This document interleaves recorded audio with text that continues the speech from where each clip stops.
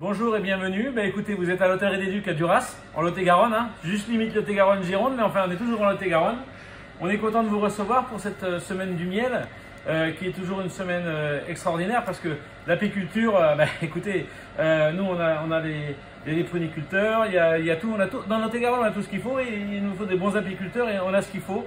Moi je travaille avec le moulin qui se trouve à côté de Beaupuy, là juste au-dessus de Marmande, et je vais vous faire une recette en définitive où je vais mettre à la fois et le miel avec le moulin qui est juste au-dessus, et en dessous il y a la chèvrerie où vous avez des fromages de chèvre qui sont faits chaque jour et qui sont faits par une excellente personne aussi qui fait une agriculture raisonnée et qui fait d'excellents produits. Alors on essaye de vous faire un petit panaché de salade, évidemment dans le coin on a tout ce qu'il faut, et c'est la saison, et on essaye de faire un petit côté, déjà là on est au printemps, donc on va arriver dans un moment, et quand ça vous est présenté, je pense qu'on sera en pleine production de tout ce qu'on a là.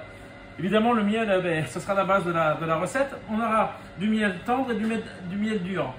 Tout ça vient du moulin là-bas, et ils ont l'habitude de faire d'excellents. Alors, il y en a un qui est, vous le voyez là, ici, il est au tournesol, d'accord, et l'autre, il est au bourdaine.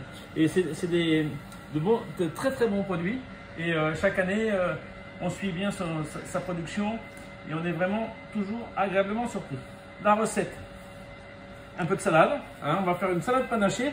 Alors, on verra tout à l'heure dans la vinaigrette qu'il y a des ingrédients qui me sont fort intéressants. Nous avons évidemment, on l'a fait nous-mêmes en quantité importante pour avoir tout ce qu'il faut. Alors, dans cette salade panachée, il y aura, c'est surprenant, quelques fraises, parce que en définitive, on va remonter en couleur, on va remonter en produit, et la gariguette apporte toujours un petit côté acidulé qui en définitive va très bien avec la salade. C'est très sympa. Ensuite, des petits croûtons, vous verrez pourquoi tout à l'heure. Des chèvres, des cabécous de la ferme, de la Nose, donc on est d'accord. Vous verrez comment ça se termine, on vous fera le petit emballage pour vous montrer comment on fait pour faire un petit chèvre chaud pour le passer au four. C'est-à-dire qu'on aura un chaud et froid de chèvre et un chaud et froid de miel. Quelques noisettes, bien évidemment, Lot-et-Garonne maintenant. On a la poudre, on a la noisette, donc on est heureux, on est vraiment dans tout ce qu'il nous faut. Ensuite, on prendra de la faisselle de chèvre. Faisselle de chèvre, c'est un peu le fromage blanc du fromage de chèvre. Donc si vous aimez mieux, on l'a là. Alors, le fromage de chèvre, là, le frais, on l'égoutte de manière à ce que l'eau s'en aille bien. Ensuite, vous ajouterez une petite goutte de crème fraîche dedans, du sel, du poivre et un peu de piment d'Espelette. Vous passerez tout ça au batteur et vous obtiendrez ceci qui est en définitive une crème de chèvre au piment d'Espelette. Vous verrez, on le mettra tout à l'heure sur les petits toasts pour garnir cette assiette qui devrait être très sympathique. Donc, on va commencer. Donc là, vous avez les ingrédients ici tout autour. Alors évidemment, j'en ai profité pour dire qu'on était à Duras et que le petit verre de rouge s'adaptera bien sur la situation. Et effectivement, là, en définitive, on se sent vraiment dans le Lot-et-Garonne. Il n'y a pas de problème. Donc, merci au Conseil Général de pouvoir mettre tous ces ingrédients en place, toutes ces idées, pour pouvoir en mettre des choses sympathiques. Bon, on va attaquer. Donc, on va prendre une feuille de brique. Je vous en ai pas parlé, ça, parce que ça, c'est pas du Lot-et-Garonne. Mais c'est ce petit croustillant et c'est simple. Il n'y a pas de problème. Vous trouverez ça facilement au marché pour vous préparer votre recette. Donc, feuille de brique. Alors, vous en avez des grandes ou des petites. Moi, dans le cas présent, je préfère les petites. C'est plus facile et on peut faire les choses comme il faut. Le petit fromage de chèvre qu'on va mettre à l'intérieur, tout simplement. Voilà. Et là, on va prendre, c'est plus facile, on va prendre le miel qui, vous voyez, il est beaucoup plus dur. Donc, on va le prendre, le mettre sur le dessus, comme ça. Hop. Hop, pas de souci. On va garder ça là. On va faire un petit paquet. Hop. Hop. Et voilà. Et ensuite, on va mettre ça sur une petite plaque.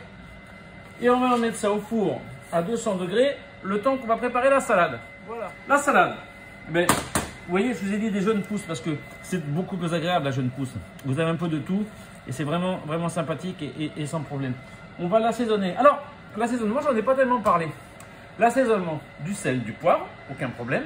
Vous mettez pour l'équivalent une cuillère de vinaigre. Et ensuite, moi ce que je vous conseille, c'est de couper en deux. Moitié huile d'arachide, moitié huile de noisette. Parce que l'huile de noisette va apporter un petit peu cette rondeur de la région et un parfum très agréable puisque, on l'a vu tout à l'heure, il y aura quelques noisettes aussi pour accompagner ce plat. Voilà, l'entrée. Alors donc on met cette huile qu'on a préparée, nous on le fait avant, hein, voilà. On met ça comme ceci. Voilà, on va. Voilà. Bien l'aérer la salade. Hein. Il faut mettre un petit peu de vinaigrette, mais il faut en profiter pour, malgré tout, pas en mettre trop et que ce soit bien. Voilà, que ça soit pas trop écrasé. Un peu de couleur parce qu'il y a différentes sortes de salades. On va la mettre comme ceci, au milieu de l'assiette. Voilà, de manière. Ah. Voilà, hop là. Donc on va prendre cette crème, ce petit fromage de chèvre, voilà, qui a été monté avec un peu de crème, et on va, voilà, voilà, ça ce sera la petite garniture qu'on mettra autour. Alors on en met 3, mais pour les plus gourmands on peut en mettre plus, hein. Il n'y a pas de souci. Voilà. Piment d'Espelette. Voilà, ça relève un petit peu la faisselle de chèvre.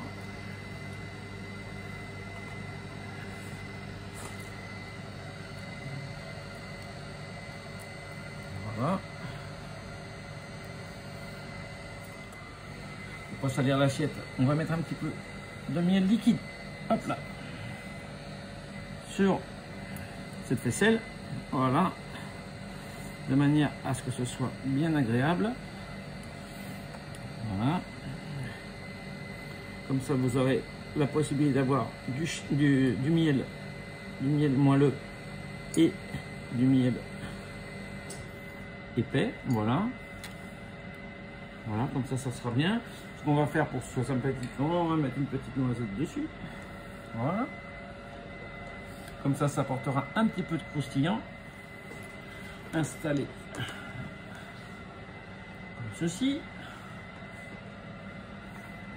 Voilà, on va en profiter pour rajouter quelques noisettes dans la salade, comme ceci.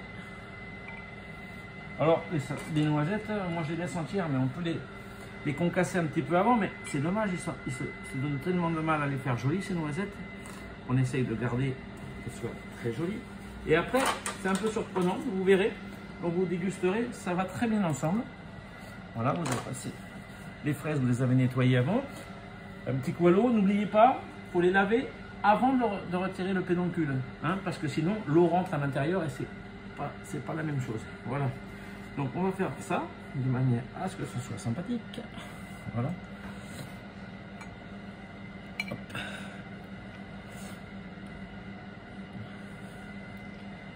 Hop là. Alors ça peut marcher aussi avec des petites framboises parce que c'est acidulé, la framboise, c'est pas trop sucré. Ça peut être sympathique, mais là, on va pas se cacher que les premières fraises du Lot-et-Garonne, même si elles sont pas de pleine terre, elles font toujours plaisir parce qu'elles parfument sans excès et elles apportent ce petit côté un petit peu aigre, la gariguette. Vous savez, c'est notre fraise à nous quand même, hein. C'est quand même notre réputation et c'est très, très, très sympathique. On va en profiter pour servir un petit verre de vin rouge de Duras, parce que je vais vous dire qu'avec, c'est que du bonheur. Voilà. Et alors là, ça apporte beaucoup de choses parce qu'en définitive, ça apporte en même temps le petit côté caramélisé du miel. Et c'est là que le parfum va arriver aussi. Voilà. On va prendre ce petit caramel là, on va mettre dessus. Voilà. Comme ceci. Ce petit miel caramélisé sur le dessus. Et maintenant, au Lot-et-Garonnais et aux voisins du Lot-et-Garonne, je vous souhaite un bon appétit et de passer un bon moment à table. Et on est très fiers de présenter ce genre de plat parce que c'est le Lot-et-Garonne dans l'assiette. Merci à tous, bon courage, bon appétit et je crois que simplement vous allez passer un bon moment.